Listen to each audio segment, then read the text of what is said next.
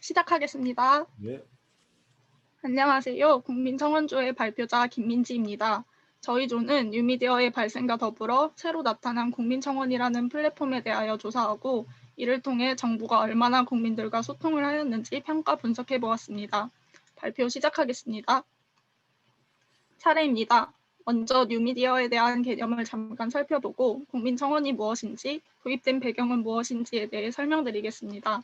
그 다음 우리 정부의 소통 현황과 이것의 장점, 단점, 그리고 결론에 대해 말씀드리겠습니다. 뉴미디어란 과학기술의 발전에 따라 생겨난 새로운 전달 매체입니다. 기존의 TV, 라디오, 신문, 잡지, 전화 등과는 달리 고속통신망을 통해 보다 빠른 정보 전달을 큰 특징으로 합니다. 예를 들면 소셜미디어인 페이스북, 인스타그램 등과 온라인 신문, 유튜브 등이 뉴미디어 매체라고 할 수 있습니다. 기존의 레거시 미디어와 뉴미디어의 구별점은 무엇일까요? 바로 대화형 상호작용의 실현입니다. 대화형 상호작용이란 기존의 레거시 미디어의 일방적 소통을 상호적 소통으로 전환시켰다는 것을 의미합니다. 일례로 지금 이 순간에도 페이스북이나 인스타그램, 특히 유튜브 등에서는 정보를 전달하는 사람과 수용하는 사람의 커뮤니케이션이 실시간으로 이루어지고 있습니다.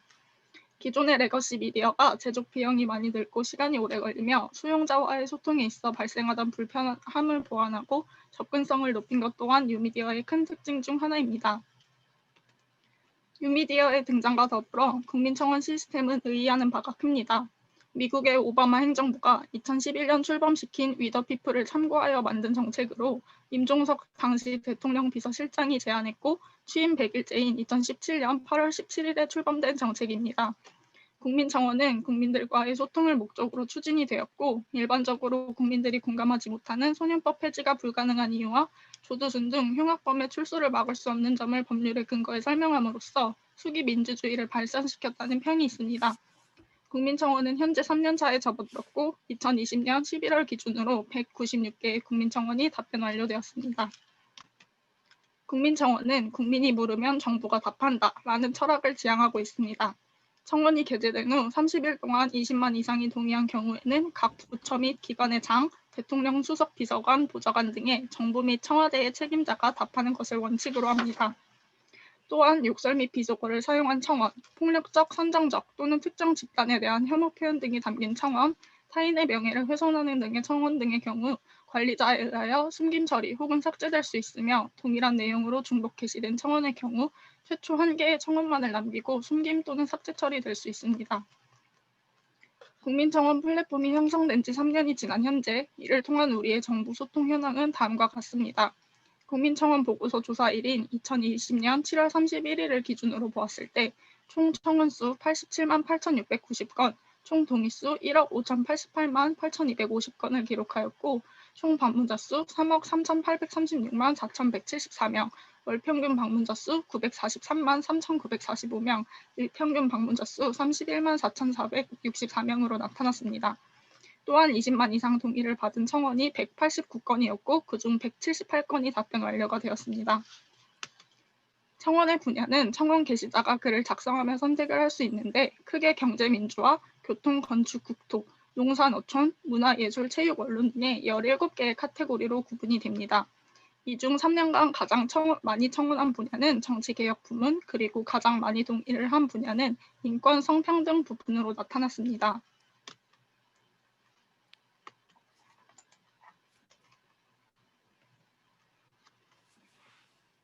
국민청원의 참여 추이를 살펴보면 국민청원의 동의수와 게시판 방문자의 수는 시간이 흐름에 따라 점차 증가하는 양상을 보이고 있습니다. 1년차와 비교해 3년차의 청원 동의수는 1.7배, 방문자 수는 2.4배 증가하였습니다. 국민청원 1년차에는 방문자의 절반 이상인 55.2%가량이 18세 이상 34세 이하의 젊은 층으로 나타났습니다. 당시 24.5%에 머물렀던 45세 이상 방문자 수가 현재는 34.3%까지 상승하는 등 연령별 참여가 다양해졌습니다. 다음은 기간별 국민청원입니다. 정부가 공개한 국민청원 3년 보고서에서는 국민청원 1년차에서 3년차까지 동의수가 가장 많았던 청원들을 1위부터 10위까지 집계하였는데요. 발표 후반부에서 말씀드릴 분석에서는 20만 이상의 동의를 얻은 모든 청원들에 대한 답변들과 관련하여 각각의 사연에 관련된 여론이나 정부의 구체적인 답변을 모두 다룰 수가 없었습니다. 따라서 기간별 분석을 통하여 각각의 연도별로 상위를 차지한 일부 청원에 대해 평가 및 분석을 해보았습니다. 먼저 국민청원 1년차입니다. 국민청원 1년차에 가장 많은 동의수를 얻었던 청원은 제주도 불법 난민 관련 청원입니다. 청원수 1위를 기록했을 만큼 크게 이슈가 된 사안임에도 불구하고 청원 목록을 살펴보면 기존 청원에 대한 빠른 답변을 촉구하거나 같은 내용으로 재청원을 하는 등의 추가적인 여러 청원들을 확인해 볼 수 있었습니다. 청원의 마감일인 2018년 7월 13일이고 답변일은 8월 1일인 것으로 보아 답변을 받기까지 그 기간이 크지 않았음에도 국민들이 이를 차분히 기다리지 못하고 또 답변된 사안에 대해서 단순히 불만족스럽다는 이유로 재청원을 하는 모습은 바람직하다고 느껴지지 않습니다. 소통이란 것은 일반적 차원이 아닌 상호 간의 노력이 있어야 하는데 그러지 못했다는 것 또한 드러났습니다. 잠깐만 민지 씨. 네. 그러니까 숨 돌리고 얘기해. 잠깐 울 것 같아. 아, 네. 긴장하지 말고 천천히 해도 돼. 네. 나 우는 줄 알았어. 다시 시작하겠습니다. 다음은 국민청원 1년차에 동의수 2위를 차지한 조두순의 출소 반대 관련 청원입니다. 실질적으로 조두순에 대한 재심이 가능할 것인가? 라는 질문에 대하여 청와대는 현행법상 불가능하다는 답변을 보였습니다. 그러나 이 사건으로 인하여 사후적으로 성폭력특별법에 대한 개정이 이루어지며 입장을 명확히 하였습니다. 하지만 국민들은 이러한 정부의 답변에 대하여 다소 불충분하다는 입장을 표명하는 경우가 다수였습니다. 사실 일사부재리의 원칙상 이미 정해진 판결을 또다시 심판에 붙이는 것은 불가능합니다. 또한 이에 대한 답변이 이루어졌음에도 불구하고 조두순 출소 반대에 대한 청원은 4천 건에 달하고 2020년인 현재까지 지속적으로 청원이 이루어지고 있습니다. 다음은 국민청원 2년차의 동의수 상위권을 차지한 청원들입니다. 먼저 동의수 1위를 차지한 자유한국당 정당해산 청원입니다. 자유한국당 해상 청원에 대한 동의수가 180만 명에 이르게 되며 이에 맞서 더불어민주당 해산 청구에 대한 청원이 등장하기도 했습니다. 이에 정부는 정당 해산 청구는 정부의 권한이기도 하지만 주권자인 국민의 몫으로 돌려드리는 것이 바람직하다고 봅니다. 라고 답변을 하며 이에 대한 처리를 모호하게 끝맺었다고 생각됩니다. 다음은 국민청원 2년차에 동의수 2위를 기록한 강서구 PC방 살인사건 및 심신미약 피의자 관련 청원입니다. 이 청원에 대하여 국회에서 먼저 주치, 감경, 심신미약 등에 대하여 답하였습니다.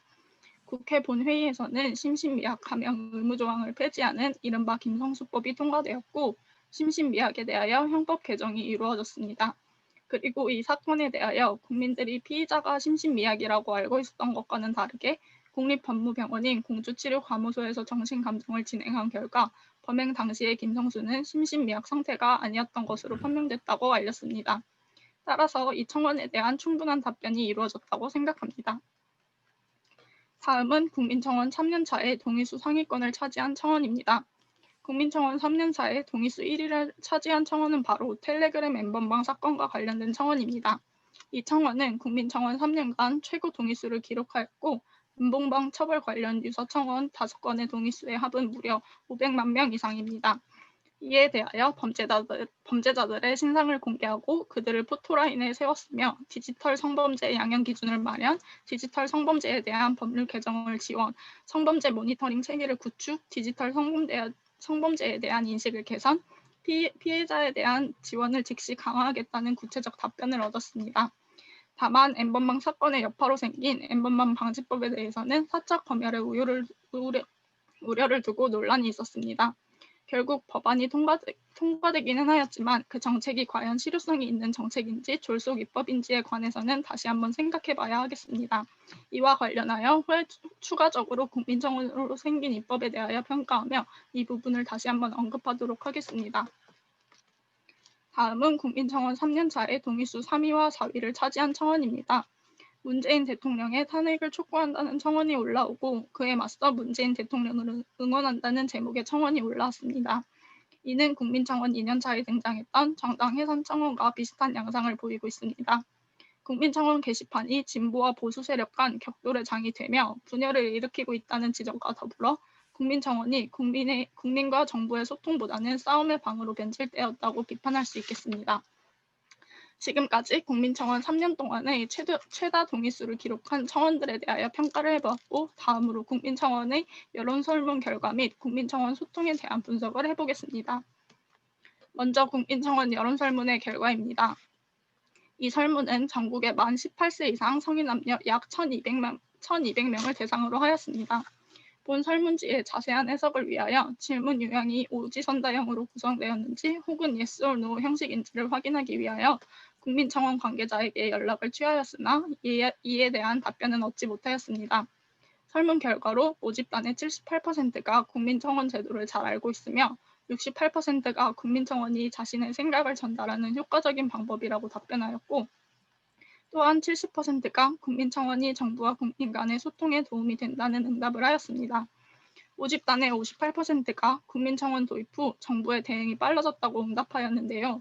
이에 대해 국민청원 시스템이 도입되기 전에는 국민들이 정책에 참여하고 변화를 이끌어내고 싶어도 접근성이나 기간의 측면에서 어려움을 겪을 수밖에 없었지만, 국민청원이 도입되고 난 후 국민들이 관심을 갖고 해결을 요하는 부분에 즉각적인 대응이 가능해졌기 때문에 정부의 대응이 빨라졌다고 생각하여 위와 같은 결과가 나온 것이라고 해석해 보았습니다. 이와 관련하여서는 소통 분석 부분에서 다시 언급하도록 하겠습니다. 이어서 말씀드리겠습니다. 답변자의 68%는 국민청원은 민주주의 확대와 시민정치 참여 제고에 도움이 된다고 응답하였고, 70%가 국민청원으로 국정에 대한 시민들의 관심이 높아졌다고 응답하였으며 42%가 국민청원 공식 답변에 만족한다고 응하였습니다. 이 또한 추후의 소통의 단계와 관련하여 자세히 언급하도록 하겠습니다.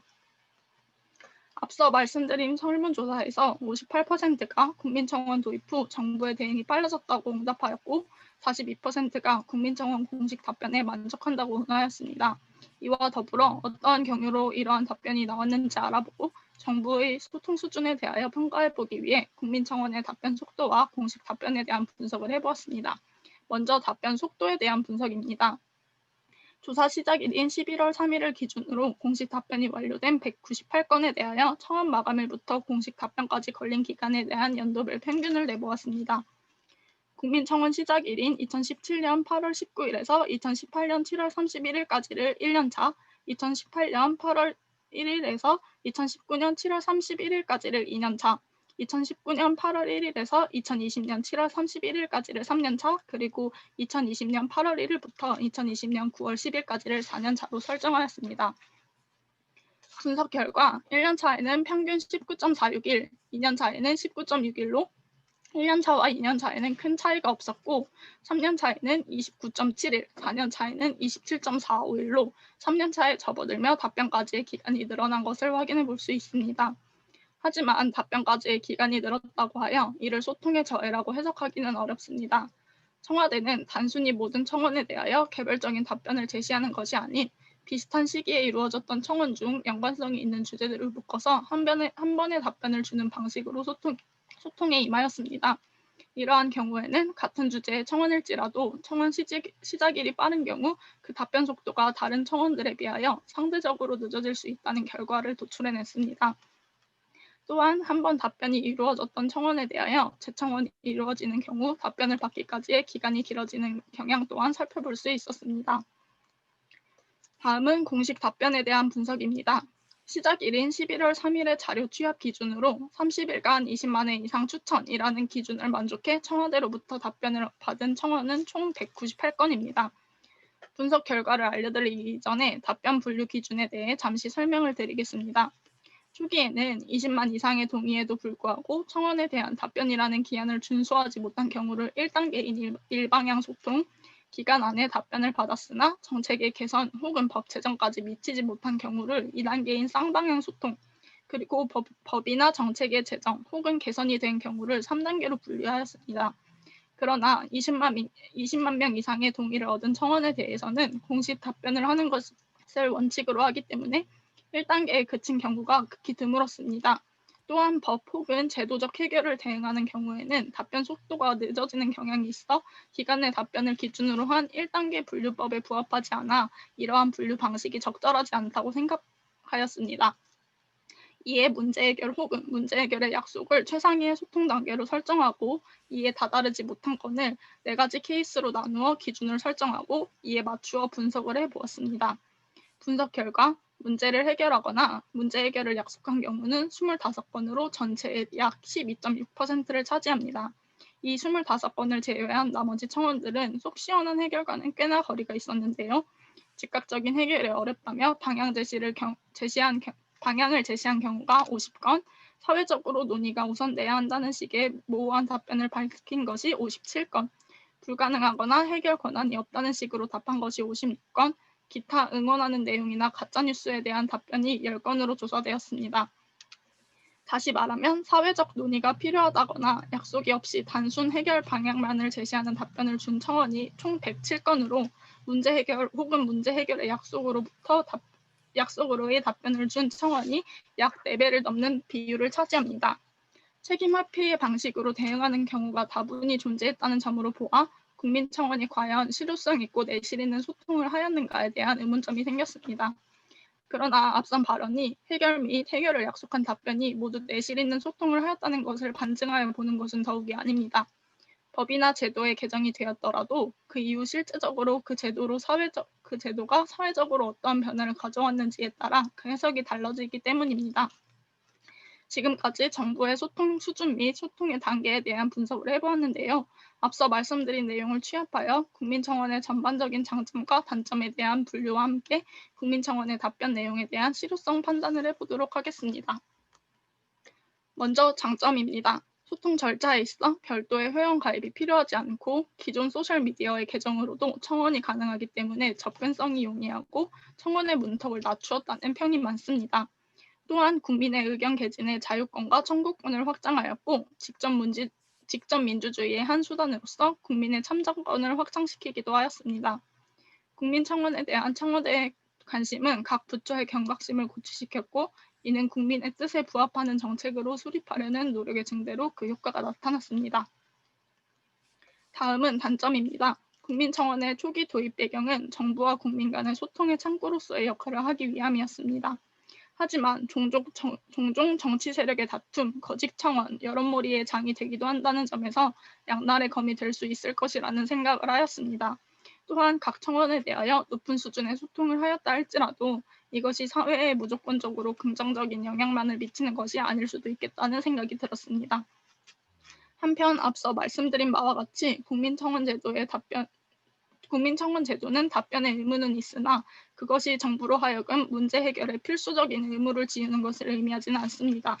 즉 국민청원의 주 역할이 소통의 장이기 때문에 이러한 의무가 무조건적으로 필요하다고 말할 수는 없지만 실제적 법, 제도 등의 변화로 이어지는 경우가 적다는 단점이 발생한다는 것입니다. 앞서 소통 수준의 분석을 통해 알 수 있듯이 문제 해결을 약속한 답변의 수와 비교해 보았을 때 책임을 회피한 답변의 수가 4배가 넘는 것은 이러한 단점을 여실히 보여주는 지표가 됩니다. 이와 관련하여 다음 파트에서는 법 제도적 변화를 이끌었던 청원, 즉 저희 조에서 가장 높은 단계의 소통으로서 분석하였던 청원들 중 몇 개의 사건을 추려 보다 세밀하게 분석해 보았습니다. 이를 통해 국민청원을 통한 법 제도적 변화가 사회에 어떤 영향을 미쳤는지, 그 영향이 긍정적인지 부정적인지에 대한 주관적인 해석을 덧붙여 보았습니다. 잘된 사례로는 윤창호법과 김성수법, 그리고 안 된 사례로는 소방직 공무원 국가직 전환과 민식이법, 그리고 권역외상센터의 사례를 선정하였습니다. 먼저 보여드릴 사례는 윤창호법입니다. 보여드리는 자료는 2018년 10월 2일에 올라온 청원으로 음주운전 교통사고를 당한 피해자의 친구들이 올린 국민청원입니다.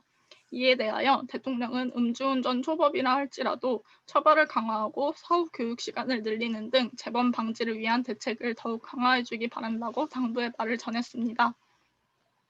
청원 이후 이른바 윤창호법이 입법되었고 결과로 음주운전 사망사고 야기 시에 무기징역 또는 3년 이상의 징역, 음주운전 단속 기준 혈중 알코올 농도를 0.05%에서 0.03%로 강화하고 2회 이상 적발 시 면허 취소로 도로교통법이 개정되었습니다. 음주운전이라 할지라도 사람을 다치게 하거나 숨지게 하는 것은 과실범이다라고 여기던 기존 입장에서 우리 사회의 입법 취지가 음주운전에 대한 매우 강력한 처벌을 원한다는 의견이 피력되었다는 점에서 그 의의가 크다고 생각됩니다. 또 이는 다른 종류의 죄질이나 형량과 비교하여 법의 형평성을 맞추는 측면을 고려할 때 현재 윤창호법의 처벌 수위가 적절하다는 판단이 듭니다. 다음은 김성수법입니다. 강서구 PC방 살인사건 이후에 올라온 청원으로 국민청원 최초로 동의수 100만 명을 넘긴 청원입니다. 청원 이후 심신미약자에 대한 필요적 감경 규정을 임의적 감경 규정으로 변경하는 형법의 개정이 이루어졌습니다. 이는 그동안 심신미약이 인정되면 무조건 형량을 줄여 판결을 해야 했으나 이제는 법관이 감경 여부를 판단할 수 있게 되어 실제로 감경을 줄이는 효과를 기대할 수 있을 것으로 보입니다. 또 다른 말로는 감경을 위하여 형법에서 보장하는 심신미약 사유를 악용할 소지를 차단할 수 있다고 얘기할 수 있겠습니다. 다음의 사례는 소방직 공무원 국가직 전환입니다. 청원의 답변으로 소방직 공무원들에 대한 의료 지원과 복지 혜택도 늘려갈 계획이며 위험한 업무를 담당하는 소방관들이 처우 개선을 위한 수당 인상을 추진할 예정이라고 밝혔습니다. 실제로 2020년 4월 소방공무원 52,516명 전원을 국가직으로 전환하였고 1973년 2월 지방공무원법 제정을 통해 소방공무원이 국가직과 지방직으로 나뉜 후 약 47년 만에 국가직 일어나라는 쾌거를 거두었습니다. 하지만 국가직 전환이 되었다는 점만으로 좋은 예시로 보기는 어렵습니다. 소방사무는 여전히 지방사무로 유지되고 있으며 월급과 수당 등의 근로조건은 처우가 개선되지 않고 있습니다. 국가직 전환 이후에도 인건비는 여전히 지역별로 부담을 하고 있고 지방 재정이 충분하지 않은 현재로서는 당초 예정되었던 소방공무원 2만 명 충원 계획 또한 지연될 우려가 큽니다. 소방직 공무원 국가직 전환의 본질인 소방 공무원에 대한 처우 개선과 균형 있는 소방 시스템의 구축은 형식적인 신분 전환에 밀려 그 상황이 개선되지 않았습니다. 이에 지역 간 소방 재정 불균형, 소방 공무원의 근로복지, 건강 문제 등에 관해 국민과 정부, 지자체의 지속적인 관심이 필요할 것으로 보입니다. 다음은 민식이법입니다. 어린이 안전사고를 계기로 청원이 올라왔고 민식이법과 해인이법, 하늘이법 등 어린이 생명 안전에 대한 어린이 생명 안전 5개의 법안의 조속한 통과가 촉구되었습니다. 어린이 보호구역에 신호등과 단속 카메라를 설치를 의무화하고 어린이 보호구역 내에서 제한 속도를 초과한 어린이 사상사고 발생 시에 가중처벌을 하는 것이 일명 민식이법의 주요 내용입니다. 민식이법 이외에도 경사진 곳에 설치된 주차장의 경우 고인목 설치와 미끄럼 주의 안내 표지의 설치를 의무화하는 하준이법 또한 통과되었습니다. 또한 사설 축구 클럽 차량도 안전관리 대상으로 포함하는 태호 유찬이법 또한 국회 본회의를 통과하며 어린이 안전사고와 관련된 법안이 줄줄이 개정되고 있습니다. 민식이법은 어린이를 사망에 이르게 한 경우 무기징역 또는 3년 이상의 징역에 처한다는 내용을 포함하고 있습니다. 법 규정은 긍정적 의미에서 일정 수준 이상의 융통성을 필요로 하는데 위의 규정은 예외적인 상황에 대한 고려가 전혀 없다는 점에서 합리적이라 판단하기 어렵다고 생각하였습니다. 하지만 이보다 더 큰 문제점은 민식이법의 규정을 악용하는 경우가 매우 많다는 것입니다. 민식이법에서는 상해시의 벌금이 500만 원에서 3천만 원으로 책정되어 있기 때문에 스쿨존에서 어린이 사고가 발생할 시 어린이의 부모가 과잉되게 합의금을 요구하는 경우가 매우 허다합니다. 또한 어린이들 사이에서는 스쿨존에 지나가는 차량에 고의적으로 접촉한 후 운전자에게 신고를 하지 않을 테니 돈을 요구하는 행위를 일컬어 민식이법 놀이라고 칭하기도 합니다. 국민청원으로 인하여 실제로 입법이 된 사례이지만 위와 같은 이유들을 근거로 볼 때 좋은 사례라고 보기는 어려울 것이라고 판단이 됩니다. 다음은 권역외상센터입니다. 현 중증 외상 분야 의료 시스템의 문제점과 의료수가 문제 해결 및 개선 방안에 대한 신중한 고려를 촉구할 것을 주장하였고 이를 통해 닥터헬기의 경우 밤에도 운영이 될 수 있도록 제도를 개선하고 인력 수급의 원활화를 위한 여러 개선책을 마련하겠다는 답변을 얻을 수 있었습니다. 청원 이후 권역외상센터가 10곳에서 13곳으로 증설되었고 외상 전담 전문의에 대한 지원액이 연간 1인당 1억 2천만 원에서 1억 4,400만 원으로 약 2,400만 원이 증감하였습니다. 또한 지역별 이송 지침 및 이송 지도를 마련하고 중증응급 환자 지역 내 책임 진료 체계의 구축 또한 추진이 되었습니다.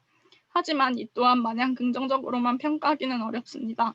외과 전공의 부족 사태가 수년간 지속되어 오고 있는데 전공의법 시행으로 일선 병원들의 인력 부족이 더욱 심화될 것으로 예상되는 상황에서 외상센터 파견 수련은 현실적으로 불가능하다고 생각되기 때문입니다.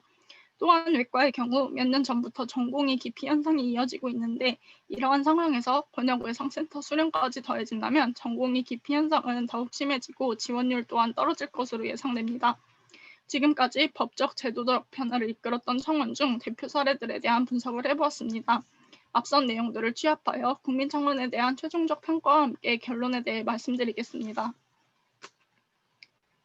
국민청원의 소통에 대한 평가로 먼저 긍정적 의견에 대해 말씀드리겠습니다. 국민청원은 국민들에게 소통의 장을 제공했습니다. 또 시간이 지나며 청원 수가 늘고 있는데 이는 국민청원이 청와대의 실질적인 의견을 개진하는 데 도움이 된다는 증거가 됩니다. 또한 삼권 분립을 원칙으로 하여 청와대가 실질적인 해결을 줄 수가 없기 때문에 행정부 입장에서 최대한의 답변을 해주었다는 점에서 소통이 잘 이루어졌다는 의견입니다. 다음은 부정적 의견입니다. 국민청원은 동의수를 채우면 답변을 받을 수 있는 시스템이기에 어떠한 문제든 청원을 올려 공감대가 이루어지면 청와대가 해결을 주리라는 국민청원 만능주의가 생길 수 있습니다. 이로 인하여 국민청원의 답변에 대한 국민의 만족도가 저조한 편이고 청원으로 이루어진 입법 정책들에 대하여 논란이 있는 사례가 여럿 있습니다. 또한 청와대가 독단으로 모든 사회 제도적 해결책을 마련한다는 것이 사실적으로 불가능하며 그 이상의 답변은 삼권 분립의 원칙을 침해하는 것이기 때문에 소통의 정도에 한계가 있다는 것이 소통에 대한 부정적 의견이었습니다. 참고 자료를 끝으로 국민청원조의 발표를 마무리하겠습니다. 지금까지 긴 발표 들어주셔서 감사합니다. 잘했어. 근데 민지 씨는 근데 약간 목소리가 좀 떨리는 목소리인가 봐, 그치? 네. 목소리 나중에 이런 일 할 게 많으니까 목소리에 좀 힘을 기르는 게 중요하겠어. 네, 내가 듣고 있으니까 감사합니다. 나 울 것 같아가지고 나 떨렸어. 이렇게 딴 데 보고 있다가 듣고 있으면 자꾸만 우는 것 같아서 이렇게 다시 보게 되고 다시 보게 되는데 긴장해서 그런 거잖아, 그치?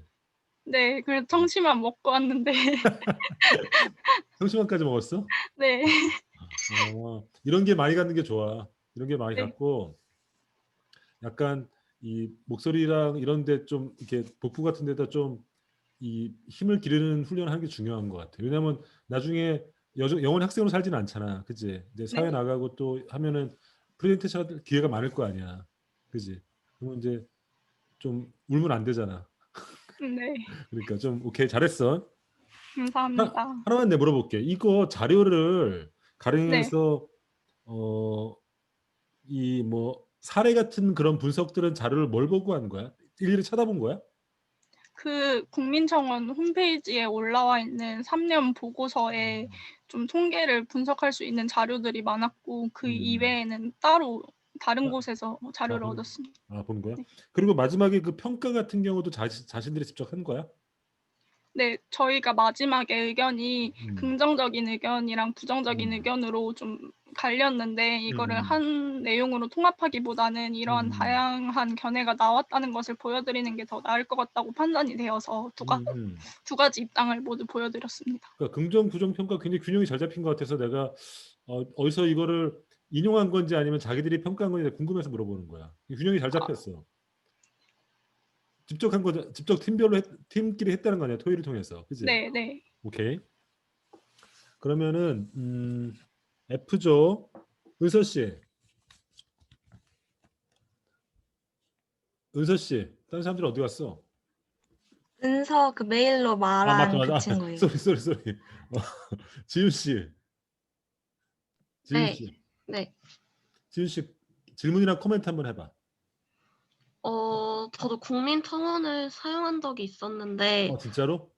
네네 그 항상 링크랑 그 사유를 보고 이렇게 같이 해달라고 하는 걸 봤었는데 근데 그런 것도 했었는데 저는 개인적으로 이게 약간 공적으로 다뤄져야 되는 문제인지 아니면 뭐 좀 사회적으로 공적으로까지는 안 가도 되는 문제인지 약간 이런 기준이 항상 궁금했었거든요. 그런데 보면 약간 좀 무분별하게 공적 내용이 아닌데도 올라오는 것 같아서 근데 그런 점을 약간 아까 단점이랑 장점을 이렇게 분류해 주신 것 같아서 그 점이 되게 인상 깊었습니다. 지훈 씨도 뭐 청원한 적 있어? 네. 무슨 청원했어? 저 그때 그 뭐지? 엠번방 사건 때 했었습니다. 아, 청원했었어? 네. 오케이.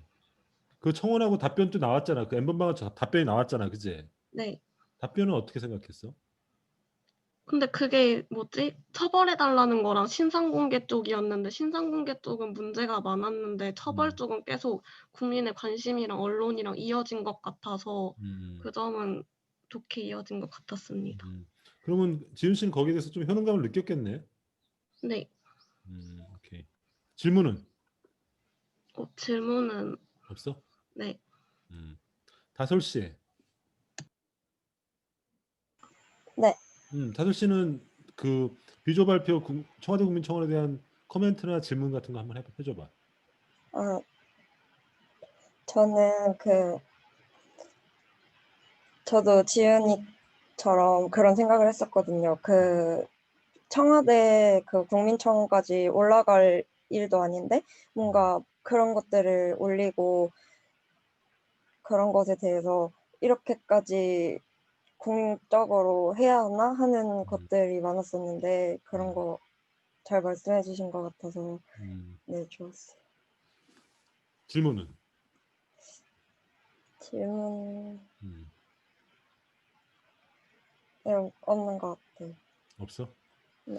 근데 이런 쓸데없는 물론 이제 공적인 토론이랑 사적인 토론이 있는데 네. 또 한편으로 생각해 보면 사람들이 오죽 답답하면 청와대 청원하는 거 아닐까? 어떻게 봐? 그렇긴 할 것 같은데 음. 막 앞서 예시로 들어주신 뭐 마이쮸를 물렁하게 해달라 뭐 이런 거는 그런 데다가 할 게 아니라 마이쮸를 만드는 그런 회사한테 뭐 말을 하던가 이런 식으로 나아가야 할 방향인데 모든 문제를 다 거기다가 올리고 거기서 해결하고 싶어 하는 것 같아서 네, 그런 게 문제가 있다고 생각합니다. 오케이. 잠깐만. 민지 씨, 그 마이쮸 청원 있잖아. 네, 그게 실제 올라온 청원이야? 네, 자료에 따르면 그렇다고 아, 합니다. 정말? 그거는 동의 얼마 받았어? 동의 수는 정확히는 못 봤는데 아마 좀 관심이 많이 없지 않았을까 생각합니다. 오케이, 알았어. 유정 씨, 진유정 씨. 네. 코멘트랑 질문 좀 해줘봐. 저는 그 내용 중에 특히 민식이법이 좀 신경 쓰였는데 저는 이전에 경찰행정론에서 민식이법 관련해서 과제를 했었거든요. 근데 이런 민식이법을 뭐 만들어 달라고 국회의원에게 더 강조를 하는데 이게 너무 국민의 너무 촉구에 의한 너무 너무 성급하게 만들어진 법으로 이게 형법으로 되는 그 형벌의 적정성이라든가 이런 이렇게 처벌할 수 있는 기준들을 모호하게 한 상태로 성급하게 만들어지게 하는 그런 국민청원이 그렇게 작용이 된 걸 수도 있다고 생각이 들었어요.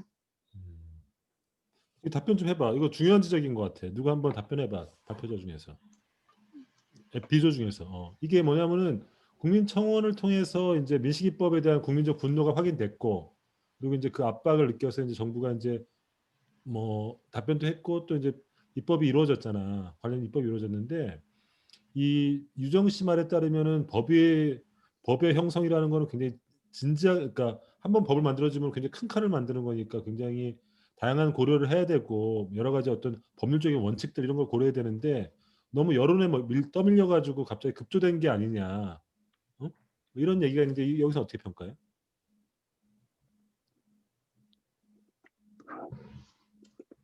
뭐 민지 씨가 해도 되고 다른 사람이 해도 돼.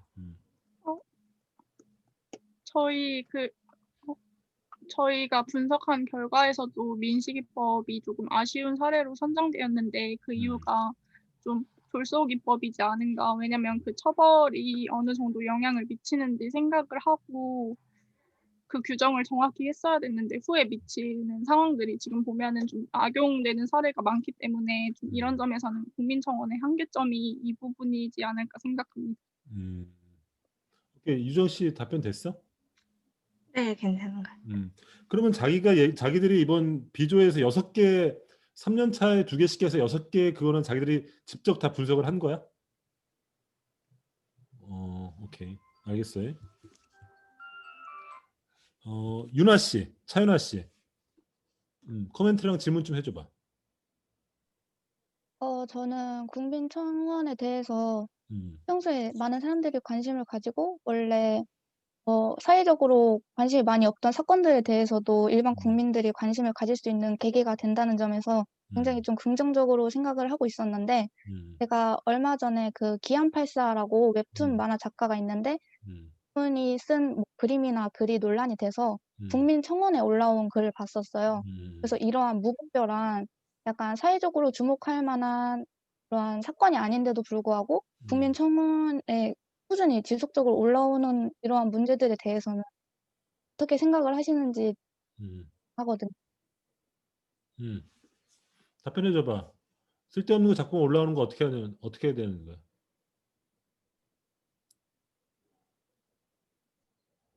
윤아 씨 말은 이제 국민청원에 자꾸만 쓸데없는 게 올라온다는 거야. 너 어떻게 생각하냐고 그 문제에 대해서. 제가 제가 답변해 대신 대답해도 될까요? 아무나 해도 돼. 연재 씨가 해도 되고 규현 씨가 해도 되고 상관없어. 아무나 해봐 한번.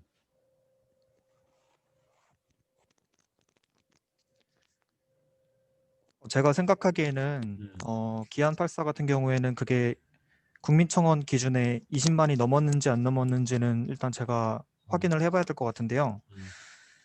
어느 정도 이제 동의수가 있었다는 말씀이시잖아요.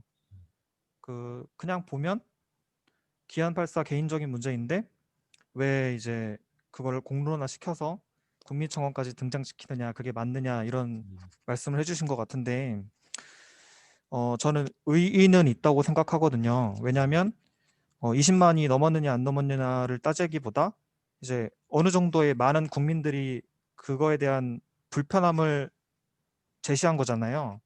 뭐 여성에 대한 비하가 있었다던가 아니면 뭐 기안84 개인적인 그 사람의 가치관의 문제라던가 그게 그 사람의 작품에 들어가 있는 게 과연 맞느냐 이런 문제를 이제 제시를 한 건데 그에 대한 사회적 논의는 저는 가치가 없다고 보지 않습니다. 그렇기 때문에 그거는 이제 뭐 마이쮸 이런 거와는 좀 다른 관점에서 바라볼 필요가 있다고 생각합니다. 좋은 답변이네. 또 윤아 씨 어떻게 생각해? 그게 규현 씨 얘기에 따르면은 그 사안 자체가 그렇게 네. 뭐 아주 뭐 너무 개인적인 게 아니라 사회적으로 충분히 토론해 볼 만한 가치라고 있다고 답변했는데 어떻게 봐? 그거는 사람의 관점에 따라서 다르게 볼 수 있다고 네, 아까 규현님께서 말씀해 주신 것처럼 마이쮸 사건 같은 거와는 또 다른 관점에서 보면은 그렇게 볼 수도 있긴 하지만 저는 이런 기안84 문제뿐만 아니라 약간 개인적인 일들에 대해서 20만이 넘지 못하더라도 약간 일반적으로 저희가 생각하기에 국민청원에 올릴 것들이 아닌 것들이 계속적으로 지속적으로 올라오게 되면 이게 토론의 장이 될 수 있을까? 오케이. 잠깐. 연대 씨 한번 답변해 봐. 연대 씨 아까 말하려고 했지. 네. 저는 사실 어저께 저희 팀끼리 또 마지막으로 회의하면서 생각해 봤던 게 마이쮸가 같은 그런 답청원 때문에 이를 청원해야 통제해야 된다는 의견이 있다면 그거에 대해서 어떻게 대답할 것인가라고 질문을 하신 학우님이 있었거든요. 근데 저는 이게 우선 마이쮸 청원 같은 경우는 20만을 넘지 않았잖아요. 그러니까 그게 여론들이 그러니까 국민들이 이거는 그 정도의 20만 동의를 얻을 건수가 아니다라는 거를 이미 알고 있다는 거고 그렇기 때문에 그렇게 법적인 제도적인 문제를 논할 거리는 안 되는 것 같고요. 그리고 만약에 통제를 한다면은 이게 어떻게 할 것인가라는 생각을 해봤거든요. 근데 그렇게 생각했을 때 만약에 그 마이쮸 그 청원 내용이 알고 보니까 마이쮸가 딱딱해서 아동의 질식사 위험이 있다라는 내용을 담았으면 그건 충분히 논의가 가능할 만한 주제인 거잖아요. 그래서 충분히 저는 그거에 대해서 통제를 가하는 것보다는 차라리 그 의견이라도 듣는 게 낫다는 입장입니다. 윤아 씨는 어떻게 봐? 윤아 씨. 아, 네네. 연재 씨 얘기는 그런 얘기도 듣고 어차피 그 사람들이 청원을 안 하면 되니까 그런 얘기도 자유롭게 말할 수 있어야 된다고 얘기하는데 윤아 씨 어떻게 봐? 저도 만약에 약간 사회적으로 너무 중요한 이슈나 이런 것들이 아닌 그러한 것들에 대해서도 충분히 사람들이 알 수 있는 계기가 될 수도 있어서 그러한 점에 대해서는 네. 근데 내가 이런 얘기 한번 해줄게. 우리가 이제 공론장에 대해서 한번 얘기한 적 있었잖아. 근데 공론장이라는 것들이 이제 미디어의 공론장이기도 하고 사실은 이제 청와대 청원도 일종의 공론장 같은 경우지. 국민들이 자기 얘기를 하고 의견을 모으고 사실 20만 청원이 됐다는 거는 그런 여러 사람의 의견이 모였다는 뜻이잖아.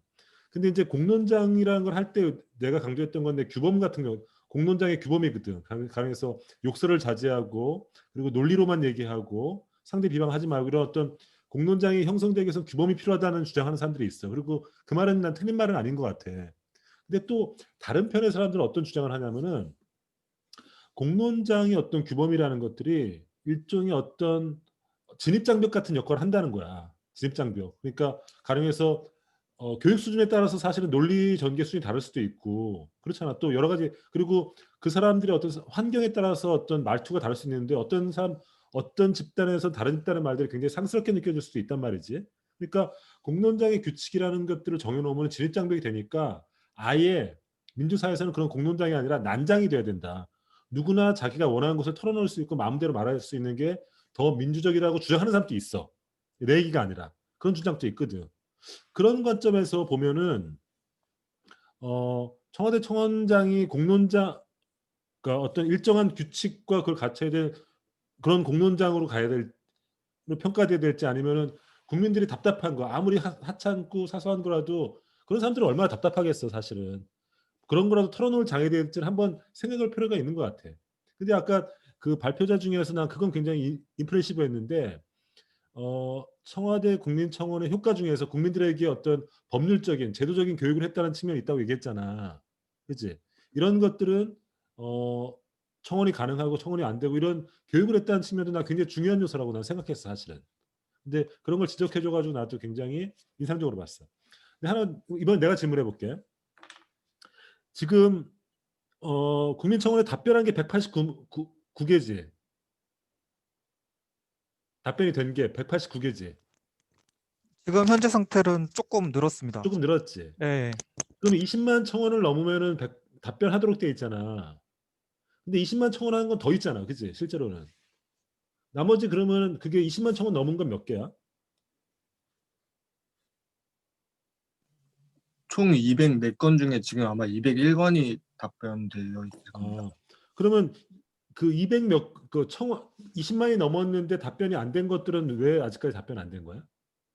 그건 아직 시기적으로 답변 마련을 못해서 그런 거지. 아마 못한 며칠 거야? 뒤면은 또 답변이 돼 있고 그런 식으로 계속 네, 나가더라고요. 시차 문제구나. 네. 그렇구나. 그리고 두 번째 질문은 자기들이 발표한 것 중에서 점점점 답변 속도가 답변 속도가 늘어났다고 얘기했는데 그건 왜 그런 거야? 그거 같은 경우에는 저희가 직접 저희 조사 기준 198건이 답변 완료가 되어 있었거든요. 그거를 나눠서 저희가 직접 마감일로부터 며칠 후에 답변이 되는지 계산을 해봤는데 자기들이 직접 계산한 거야? 네. 저희가 직접 나눠서 1년차, 2년차, 3년차 그리고 그 이후로 계산을 했는데 그래서 그 결과를 토대로 봤을 때 뭔가 더 뒤로 갈수록 늦어지는 경향이 있더라고요. 그래서 그거는 그냥 통계 자료 나온 결과 그대로 넣은 자료입니다. 해석은 뭐지? 해석은 군기가 빠진 건가? 정부가? 군기가 자기들이 직접 분석했구나. 그 자료집에 나온 게 아니라. 네, 그거는 훌륭한데? 마감일로부터 며칠 이후에 답변이 됐는지 계산했고요. 근데 이게 약간의 오차가 있을 수 있는 게 마감일이 되기 전에 답변을 한 경우도 있었어요. 근데 그 경우는 저희가 마이너스로 계산할 순 없으니까 그렇지. 그거를 0으로 하고서 0으로. 계산을 그렇지, 했거든요. 그렇지. 네, 그래서 약간 오차도 있을 수 있다고 생각합니다. 그리고 그 부분 있잖아. 그 189건의 답변 중에서 문제 해결을 약속했고 이 자기 구분하는 거 있잖아. 그냥 단순히 모호하게 했다. 이것도 자기들이 직접 분석한 거야? 네. 아, 그래? 훌륭하네. 그것들은 자기들이 상호 토론해가지고 이게 모호하다 아니면 해결을 약속했다, 실제 해결이 됐다 이렇게 구분한 거야? 자료조사팀이 주로 그 구분을 했고 약간 헷갈리는 부분에 있어서는 같이 얘기를 했습니다. 굉장히 훌륭하네. 그리고 이제 문제 해결을 약속한 것 중에서 이제 실제로 이제 그러니까 이렇게 단계되는 거잖아. 청원이 있는 게 수십만 건이 있고 수백만 건이 있고 그 중에 20% 트레스홀드를 넘으면 답변이 됐고, 그지? 답변된 것 중에서 답변의 그 유형을 자기네들 분류했고, 그지? 그리고 답변 중에서 마지막에 문제 해결이라든지 그런 것들을 또 분석한 거잖아. 실제 문제 해결이 어떻게 되는지 분석한 거지, 그지? 네. 법제도 변화가 있는 건 그 중에 몇 프로야? 12.6%요. 그것도 자기네들 다 분석한 거야? 네, 그 개수를 그냥 셌어요. 아, 그래? 훌륭하네 아주.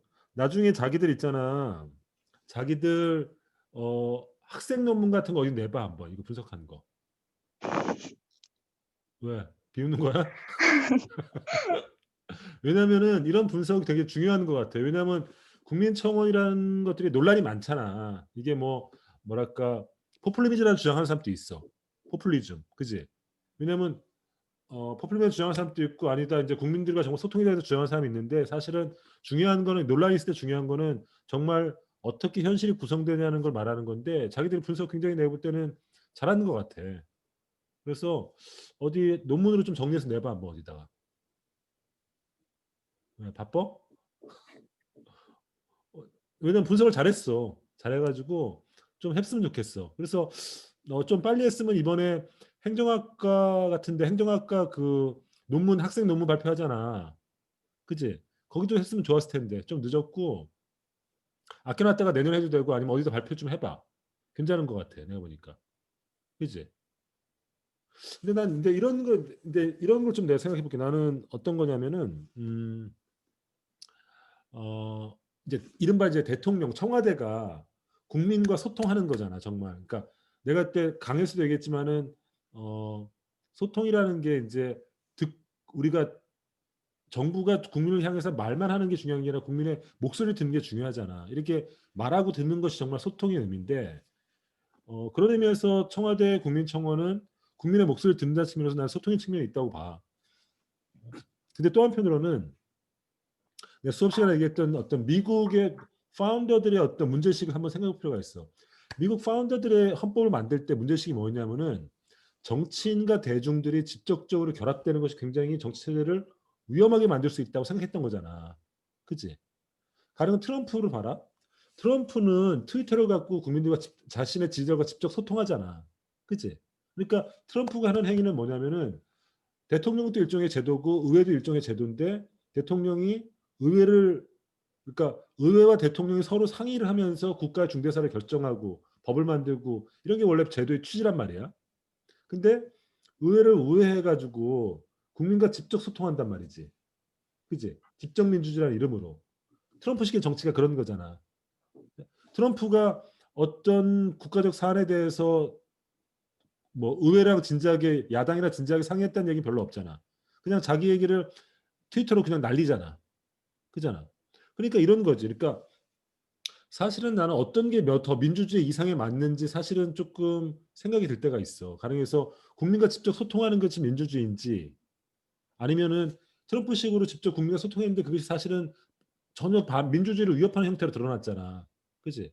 국민청원도 나 이렇게 생각하는 거야. 뭐냐면은 대통령과 국민과 직접 소통하는 그것들은 바람직한데 또 어떤 의미에서는 대통령이 제도를 거치지 않고 우리나라 제도도 역시 대통령제니까 국가 사안은 대통령과 의회가 상의해서 결정하도록 돼 있는데 직접 국민들과 소통하면서 제도를 뛰어넘어 가지고 이런 문제가 있지 않는가.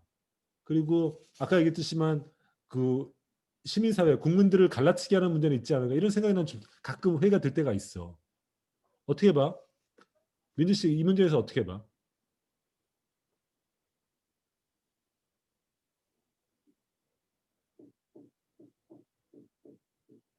안 들려. 지금 좀 생각해도 보고 답변 드려도 괜찮아요? 생각해보고 생각해봐. 네. 연재 씨는 어떻게 봐? 저 죄송하지만 이해가 살짝 덜 돼서 한 번만 더 질문 그러니까 부탁드릴까요? 우리나라 원래 대통령제라는 거는 대통령과 의회가 서로 협의해서 국가사를 결정하라는 제도야. 그지? 그런데 이제 우리가 이제 국민청원을 통해서 국민과 대통령이 직접 소통을 한단 말이야. 소통이라 볼 수도 있지만은 어떤 의미에서는 제도를 우회한 거, 제도를 이렇게 바이패스한 거 아니냐는 거지. 그리고 또 한편으로는 대통령과 직접 소통함으로써 대통령을 지지하는 사람과 지지하는 사람, 하지 않는 사람 사이를 갈라치게 하는 그런 문제들이 있지 않냐는 거지. 실제 트럼프의 정치를 보면은 트위터로 계속 얘기하잖아. 국민들과 직접 소통하잖아. 근데 그런 것들이 오히려 민주주의를 위협하잖아. 그잖아. 보면 우리가 경험했지만은 그런 요소는 없냐는 거야. 국민청원에.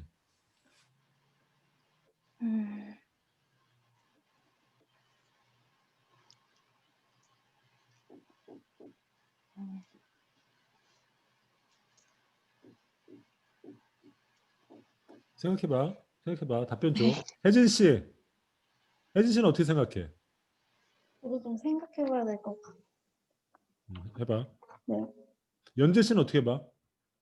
네? 아, 연재 씨 얘기했구나. 혜진 씨. 아, 혜진 씨는 휴학했나? 휴학했구나. 승준 씨. 승준 씨 어디 갔어? 승준 씨. 네. 자기는 어떻게 생각해? 이 문제에 대해서.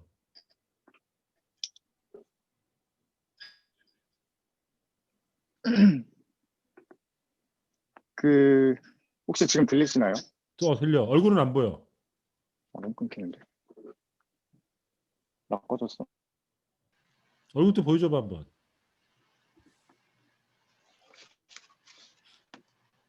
제가 지금 계속 접속이 와이파이 때문에 그런지 끊겨가지고. 그럼 말만 해. 말만 해. 어떻게 생각해? 이 문제에 대해서. 나의 질문에 대해서.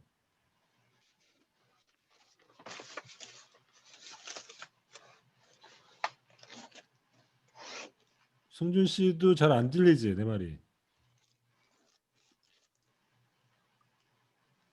기다려봐 승준 씨. 지금. 남주 씨, 남주 씨, 이남주 씨. 네. 남주 씨는 내 얘기 알아들었어? 네. 자기는 어떻게 생각해? 네, 교수님 잠시만요.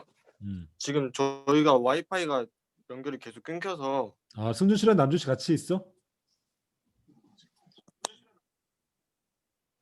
네, 지금 같이 있습니다. 같이 있어? 그러면은 두 사람 키지 말고 같이 붙어 있어. 같이 얼굴 하나로 해. 얼굴 하나로. 카메라 하나로 얼굴 2명 들어와. 저 와이파이도 약한데 따로따로 하지 말고 같이 들어와. 어떻게 봐? 네. 제가 생각하는 바로는 청와대 시스템, 국민청원 시스템 자체가 청와대가 단독으로 답변을 하는 시스템이잖아요. 그래서 분명히 뭐 입법부 측이나 사법부 측에 관한 답변을 해야 되는 경우에는 답변하기 곤란한 경우가 분명히 있으니까. 그런데 영국의 국민청원 같은 경우에는 그 입법부와 행정부 측이 연계해서 같이 답변을 하는 시스템이 있더라고요. 그래서 그런 거를 활용을 해서 저희도 같이 뭐 행정부와 사법부나 입법부 셋이 연계를 해서 답변을 한다든지 하는 식의 공론의 장을 만들면 좀 더 원활한 소통이 이루어질 수 있지 않을까 생각을 듭니다. 근데 내가 그때 영국 케이스를 얘기하는데 영국은 그게 의원 내각제니까 당연히 그런 거 아니야? 영국에서는 그러니까 의회의 다수당이 정부를 구성하니까 당연히 연계되는 거지. 근데 대통령제는 그게 분리돼 있잖아. 의원, 그러니까 의회와 대통령 행정부가 분리돼 있잖아. 그렇기 때문에 지금 청와대 혼자 독단적으로 답변을 하다 보면은 분명히 그 답변하기 곤란한 측이 있으니까 그래도 그 서로 그 분리돼 있는 영역에서 같이 연결을 해서 협력을 얻어서 답변을 내면은 좀 더 그 국민들의 만족도도 올라갈 수 있는 답변이 나오지 않을까 생각을 해봤습니다. 승준 씨, 네? 승준 씨랑 남주 씨 쌍둥이야? 저희 형제입니다. 형제지, 그지? 네네. 맞습니다. 어쩐지 얼굴이 너무 비슷하더라. 근데 형제가 같이 있는데 왜 따로따로 하고 있어? 같이 하면 되지. 아, 네. 형제면 뭐야? 한 살 동갑이야? 아니면 나이 차가 나? 한 살 터울입니다. 한 살 터울이야? 한 살 터울인데 같이 행정학과 온 거야? 연달아서? 맞습니다. 누가 형이야? 제가 형입니다. 형이야? 네. 그러면 남주 씨가 승준 씨 데리고 온 거야? 아, 제가 형 따라갔습니다. 아, 따라간 거야? 아, 그렇구나. 진짜 얼굴 닮았다, 야, 니들. 남주 씨는 어떻게 봐? 남주 씨 이렇게 물어볼게. 남주 씨 내가 딴 질문 해볼게. 네. 네, 승주 씨 얘기는 알겠고, 뭐 같은 맥락인데 국민들이 이제 자신들의 억울한 부분들을 갖고 이제 청원을 하잖아. 사실은 네. 뭐 이런 지적은 많지. 사실은 대통령이 법과 제도를 고치지 않는데 그냥 대통령 가서 청와대 가서 다 하는 거잖아. 왜냐면 우리나라는 청와대에 가장 힘이 세다고 보니까, 그렇지? 이게 이제 제도적 이해가 없는 측면도 있지만 이제 이 과정에서 답변을 하는 과정에서 이제 국민들에게 제도에 대한 대통령에 대한 이해를 시키는 측면이 있다고 자기들이 평가했잖아. 근데 또 한편으로는 대통령과 국민이 직접 소통하면서 오히려 이 세상에 우리 사회에 부딪히는 모든 문제를 대통령들에게 갖고 가서 그냥 다 물어보는, 즉 공화주의를 우리가 공화제를 운영하지만 사실은 현대판 군주 같은 어떤 이미지를 만들어내는 것 아니냐. 막 문제만 있으면 대통령한테 가가지고 청원하는 거지 사실은.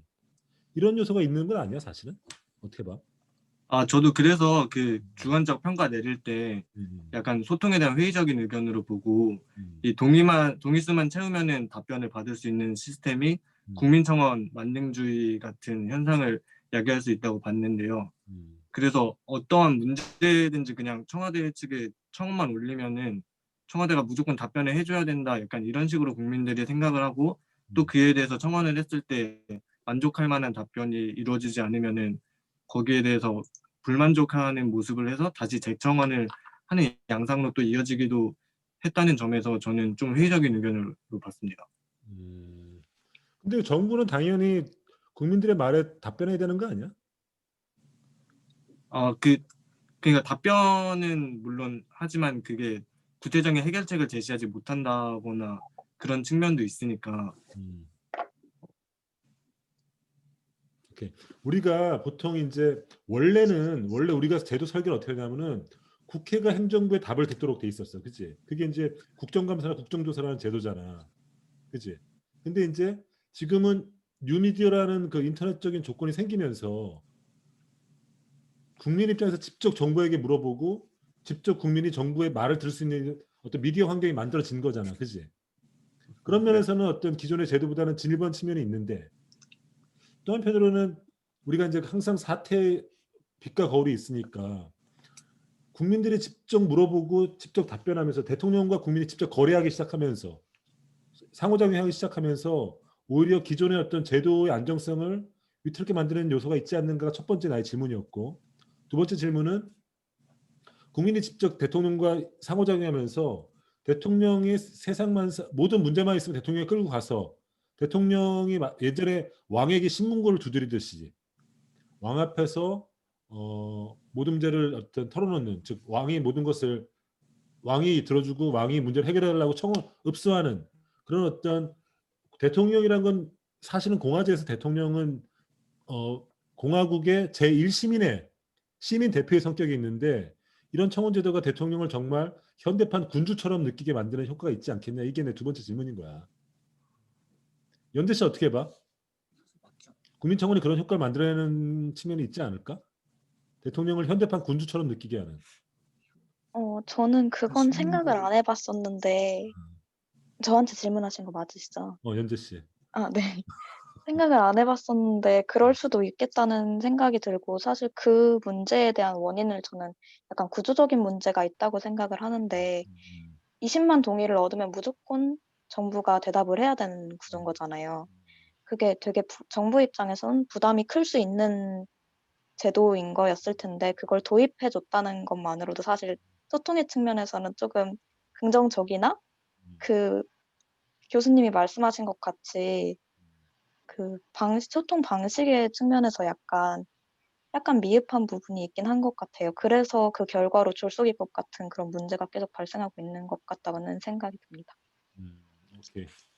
오케이, 뭐 얘기할 게 많은데 지금 얘기가 좀 길어졌어. 벌써 1시간이 훌쩍 넘었는데 어쨌든 내 느낌은 뭐냐면은 정부가 내놓은 자료가 있잖아. 3년차 주기 평가 자료가 있는데 거기서 조금 더 나가가지고 조금 진일보한 분석을 했다는 게 내가 조금 높이 평가해.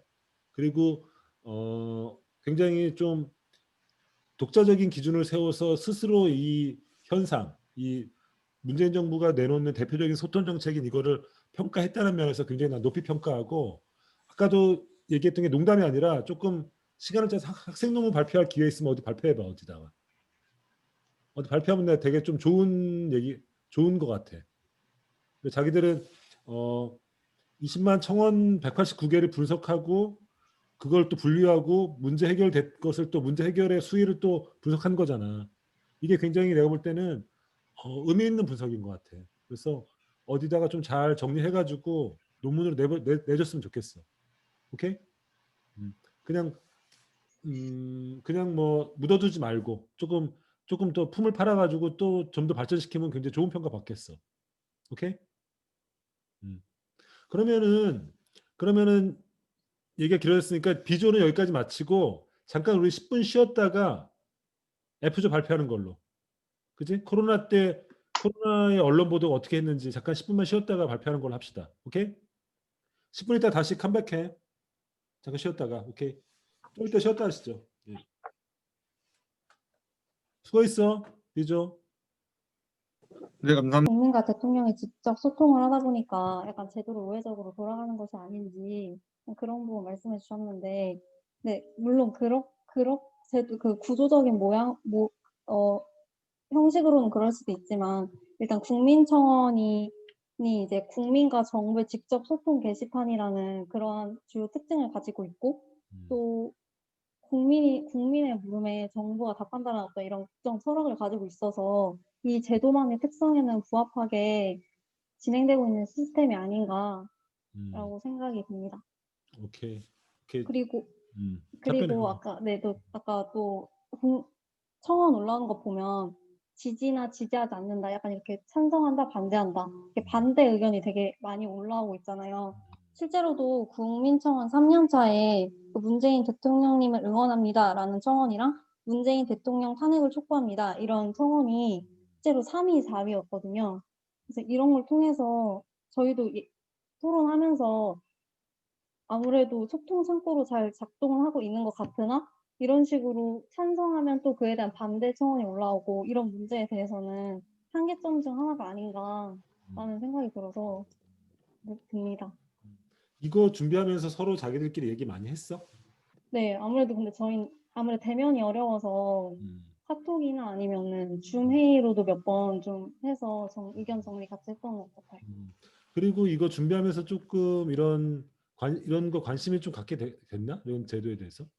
사실 저도 국민청원 당연히 알려진 제도고 여러 사건을 통해서 같이 동의도 하고 그랬었는데 이렇게 깊이 있게 생각해보거나 그런 적은 없었거든요. 근데 이번에 저희 이제 여러 토론 주제 맨 처음에 잡을 때 이게 나와서 뭔가 이제 제가 많은 걸 알고 있지 않은 것 같아서 걱정됐는데 이제 조사하면서 알아가고 되게 다양한 청원들이 올라오고 있고 이러한 특징과 한계점이 있구나 라고 뭔가 생각해볼 수 있는 계기가 돼서 저는 이번 과제로 뭔가 국민청원에 대해서 다시 생각해볼 수 있는 관심을 갖게 된 계기가 된 것 같아서 좀 새롭고 좋았습니다. 그러니까 나도 그러면 좋고 뭐 그런 했다니까 좋고 그리고 분석도 되게 잘했어. 그래서 아까 농담이 아니라 조금 논문으로 학생 논문을 발전시키면 좋을 것 같아. 오케이? 네. 그래. 그러면 10분 있다 다시 봐. 네, 감사합니다. 수고했어.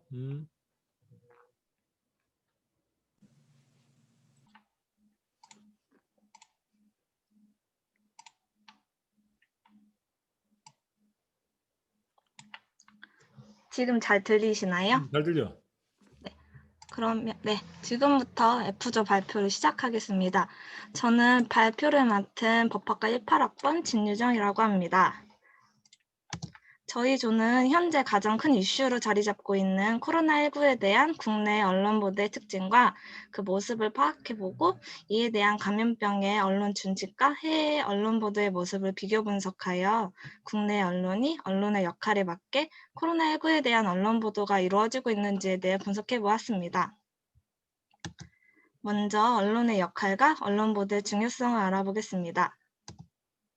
언론의 역할이란 사실 정보를 전달하고 여론을 형성, 그리고 관심 유도와 정부 비판을 하는 역할을 합니다. 이러한 역할을 하는 언론은 여러 이론들과 관련이 있는데요.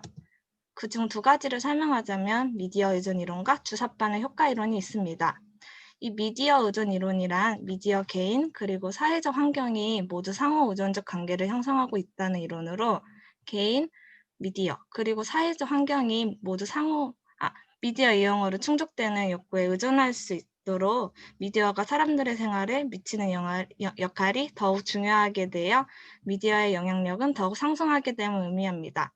그리고 주사바늘 효과는 마법의 탄환 효과라고도 하고 미디어의 이미지나 메시지가 사람의 감정이나 정서를 자극하여 결국에는 사람의 근본적인 인식의 틀이나 행동 패턴을 변화시키게 된다는 이론입니다. 하지만 오늘날에는 미디어의 효과가 사회와 문학 속으로 점차 녹아들어가 축적된다고 보는 장기 효과 이론이 상당한 타당성을 인정받고 있습니다. 이러한 이론을 통해서 우리는 미디어를 접할 때 많은 영향을 받게 됨을 이해할 수 있는데요. 따라서 우리는 코로나19에 대한 언론 보도로 인해 사회적인 영향을 받게 됩니다. 코로나19 확진자의 이동 동선을 보도하면서 이는 사생활 침해로 이어지게 됐는데요. 확진자의 동선에 대한 무분별한 비난, 억측 등의 인식 공격으로 동선 공개가 꺼려져 확진자 동선 파악에 어려움이 발생하기도 했습니다. 또한 마스크의 착용과 방역수칙 준수에 대한 필요성을 강조하는 많은 보도로 인해서 사람들이 마스크를 사재기 하는 현상이 생기는 등 언론이 보도한 중요성을 알리는 영향이 어느 정도 사생활 침해와 사재기에 영향을 미쳤다고 볼 수 있습니다. 다음으로 코로나19에 대한 언론 보도의 특징에 대해 살펴보겠습니다. 코로나19에 대한 언론 보도의 첫 번째 특징은 혐오적 대상을 특정하는 언어 표현의 사용입니다. 언론에서는 코로나 사태에 관련한 기사를 쏟아내며 뉴스의 헤드라인, 리드를 비롯한 보도문에 사용되는 표현이나 보도 내용을 보면 과학적 사실보다는 감염 사건을 문제 상황으로 부각하여 문제의 심각성을 더욱 강조하고 불안감을 조성하는 경우가 많습니다. 이러한 감염병에 대한 위험 프레임과 공포 마케팅은 차별과 혐오와 같은 폭력적인 시선으로 이어지게 되며 결국 혐오 대상을 특정하여 언론이 차별에 편승하거나 혐오를 부추기는 모습이 나타나게 됩니다.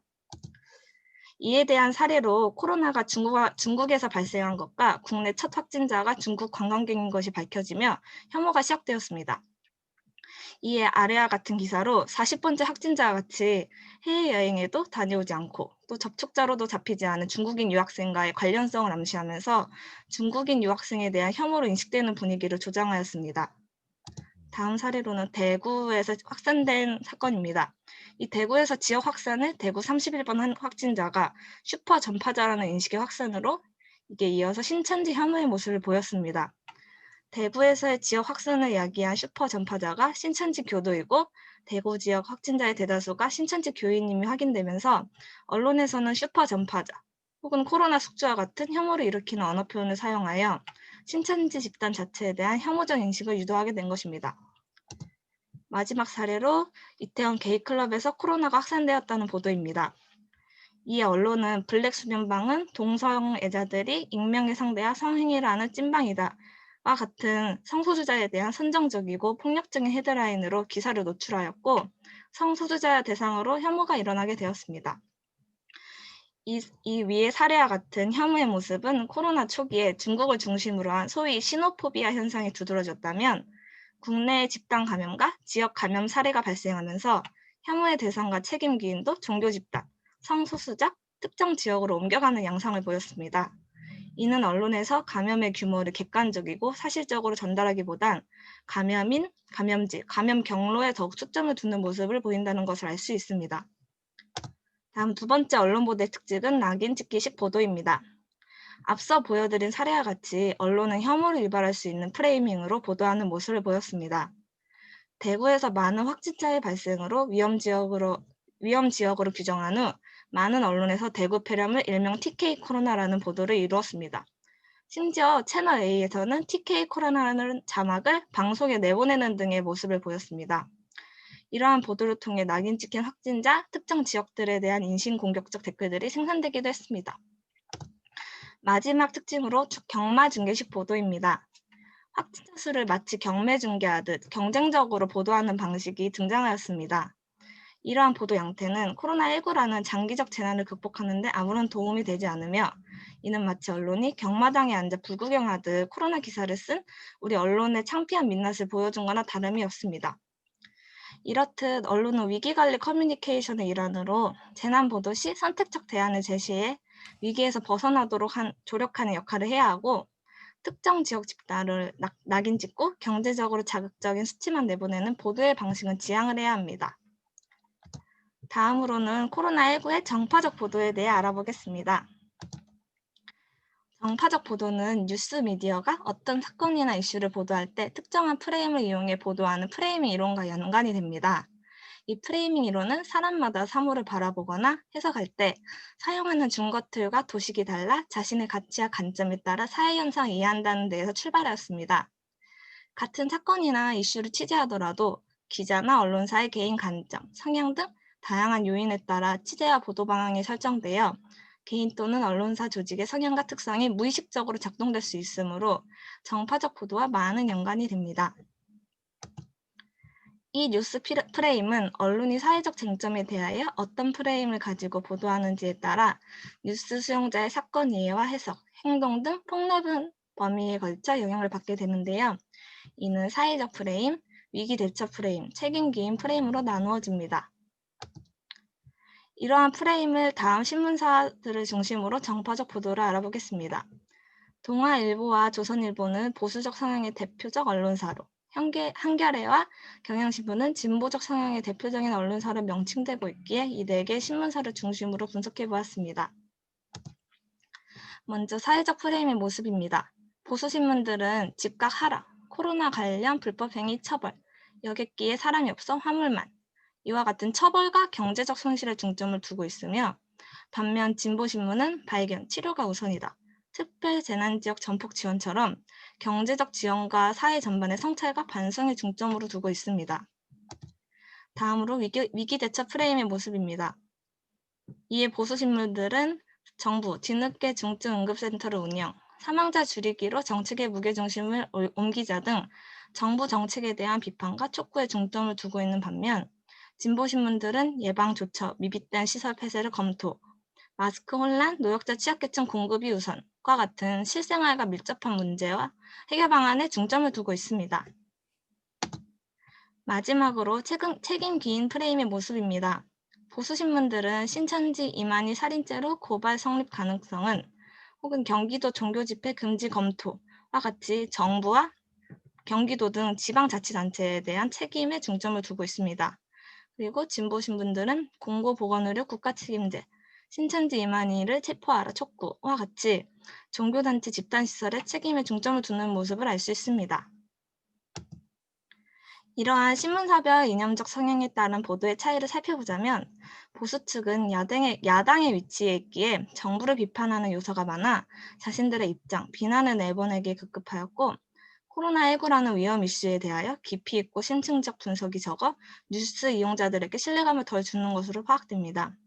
또한 코로나19에 대한 책임을 정부와 지자체, 중국에 전가하며 지방자치단체와 전문가, 기업체를 정보원으로 많이 활용하는 모습을 보입니다.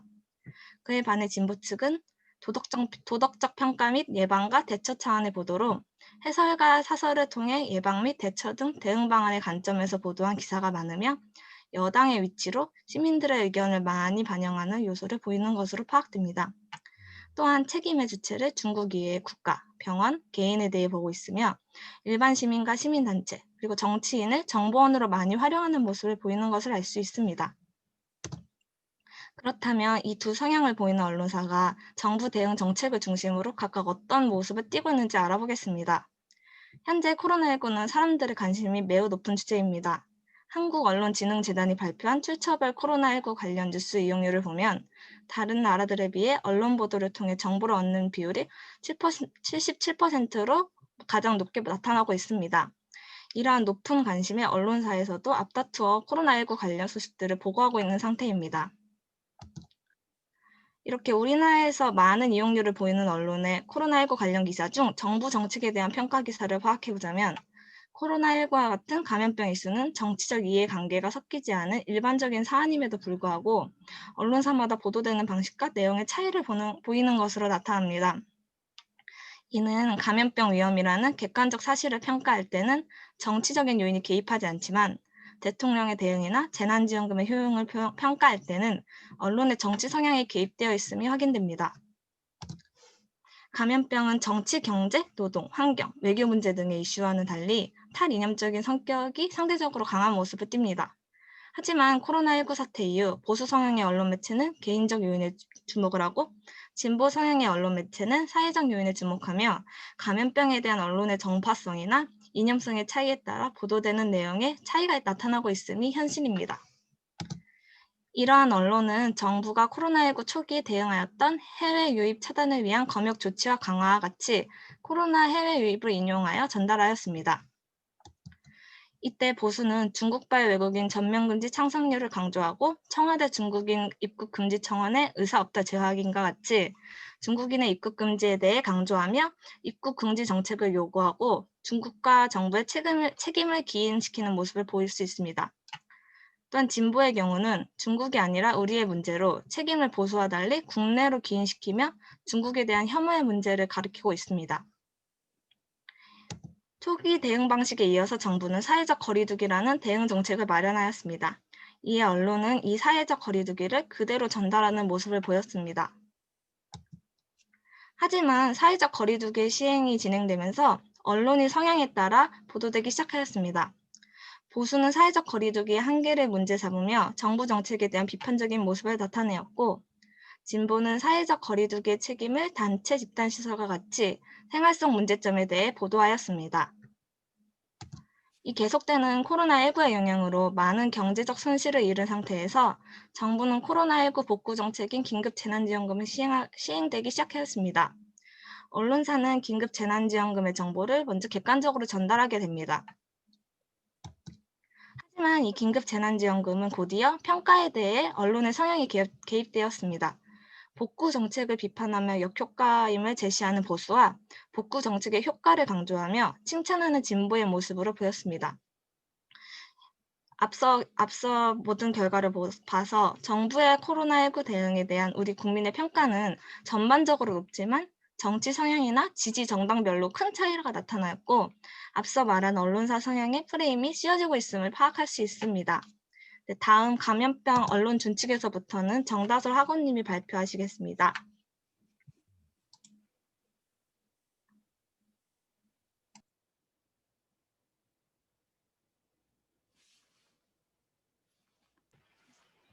행정학과 정다솔입니다.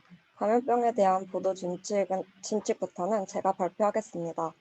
앞서 발표한 우리나라의 언론 문제와 함께 코로나19에 대한 관심이 높아지자 허위 정보와 가짜 뉴스가 퍼지면서 인포데믹이 발생하였습니다.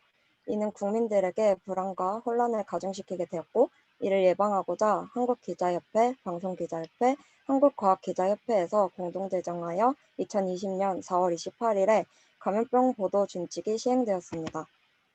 서울시에서 실시한 국민 의견 조사를 통해서 코로나19에 불안을 느끼는 원인들을 살펴보면 국민들은 불확실성과 잘못된 정보 등의 불안감을 느끼는 것을 볼 수 있습니다. 따라서 정확한 정보를 전달하여 코로나19 확산이나 그 원인에 대해 국민이 확실하게 인식할 수 있도록 돕는 것이 중요할 것입니다. 그러므로 정보 전달을 하는데 중요한 역할을 하는 언론은 정확하고 확실한 정보 전달을 위해 힘써야 할 것입니다. 또한 정보들이 잘 전달되기 위해서는 언론의 정확한 정보 제공뿐만 아니라 대중의 언론에 대한 신뢰성도 중요합니다. 국민이 언론을 신뢰하고 공정하다고 인식을 한다면 이러한 신뢰성 있는 언론이 보도하는 정부의 활동은 국민들이 감염병 예방과 대응에 있어서 도움이 된다고 생각하게 만들 수 있기 때문입니다.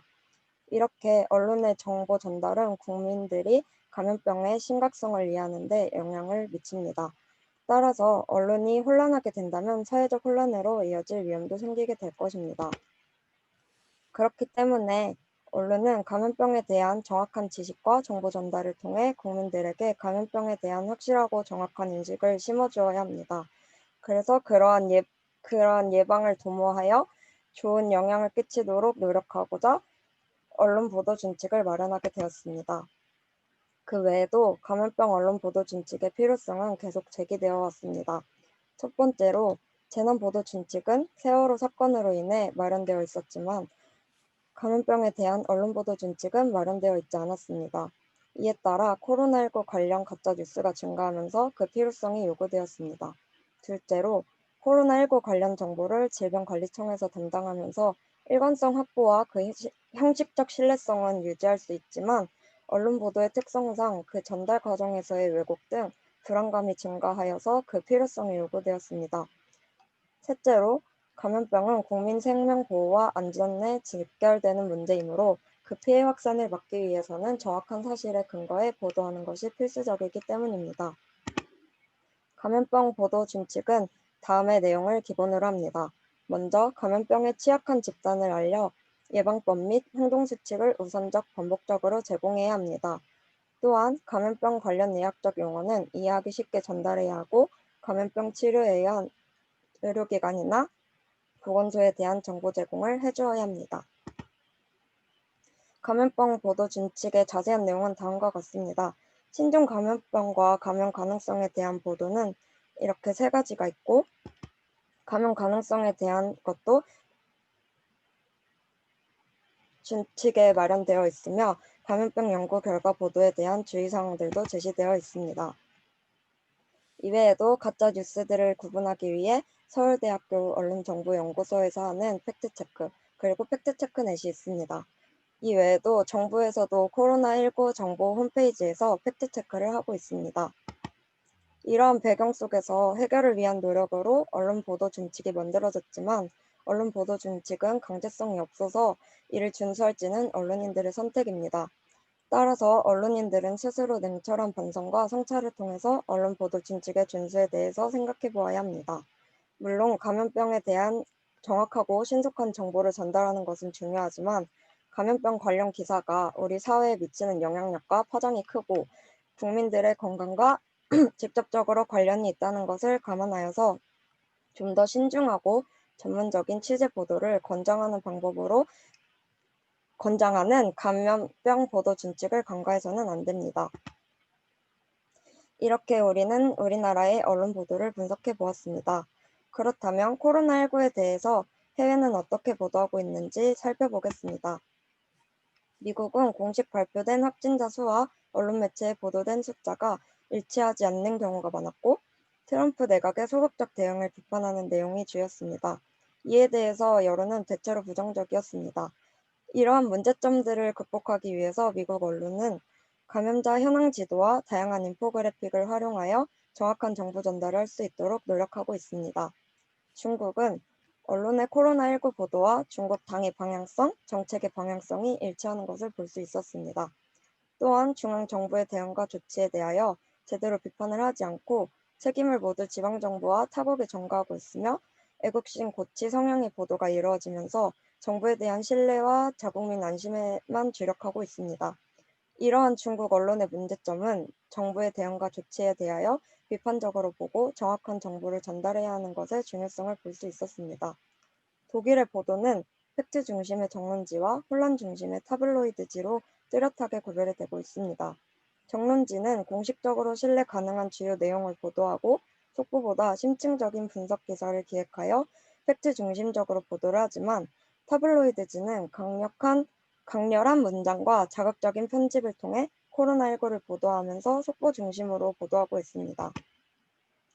코로나19에 대한 보도 외에 해외 재난 보도 방식 중에서 참고할 만한 방식도 저희가 찾아보았는데요.